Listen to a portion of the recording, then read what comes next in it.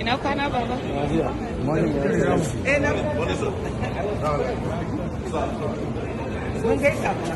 Yèyédára global Yèyédára ọmọlúàbí wọn ni wọ́n ń pè mí. Mo kí wọn, mo kí wá o. Àwọn àkíyèsí kékeré méjì kan ni mo fẹ́ kí n wá pè yín sí. Gbogbo ẹ̀yin ọmọ Yorùbá nation a kú oríire o.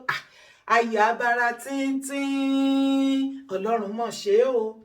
Tá a bá dá ọjọ́ á pé, tá a bá dá oṣù á kò. Ọjọ́ ti pé, oṣù ti kù. September yìí ni o, bẹ́ẹ̀ ni ló ní kíni. Ṣé bí ìwọ àtèmi la jọgbọ́ lórí social media yìí? Ṣé bí ìwọ àtèmi la jọgbọ́ lórí social media yìí tí wọ́n sọ fún wa wípé ká lọ fọkàn balẹ̀. President Buhari kò against Yoruba Nation movement. Ìgbà tí mo gbédè yẹn mo ní kò against Yoruba Nation movement. Wọ́n support wa, ṣùgbọ́n wọ́n ní kán lọ pa àwọn Ìgbòho mọ́lé. Wọ́n ní kán lọ bust, in fact kan dáná sun torí wọ́n nínú ìròyìn tá gbọ́ wọ́n gbé petrol dání kọ́lọ́run tó expose. Irú èmi báyìí orúkọ tèmi wà ní airport. Àdẹ tẹrú tó ń lọ lé mọ́ àti gbogbo àwọn tí wọ́n dúró tán lótìtọ́ àti lódodo. Ìyẹn ibẹ̀ kọ́ ni mò ń lọ. Ṣùgbọ́n wọ́n ti wá sọ wípé Buhari ní September yìí ó ń bọ̀ gbogbo president pátápátá wọ́n fẹ́ wá sí United Nations wá ṣe annual meeting wọn.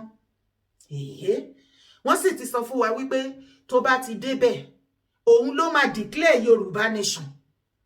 Ṣé ti wá rí pé ẹni tó gbẹ́ kòtò kò gbẹ̀jì, ẹni tó kó sínú kò padà rún lápára kò kàn lẹ́sẹ̀ rárá. Oríire ńláńlá ló jẹ́ torí wípé ó ṣojú mi, ó ṣojú ayé mi báyìí.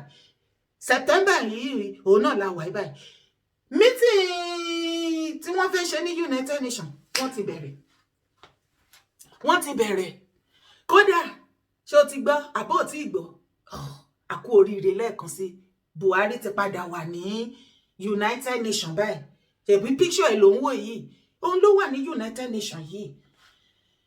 Bóyá ẹni ló máa declare wa.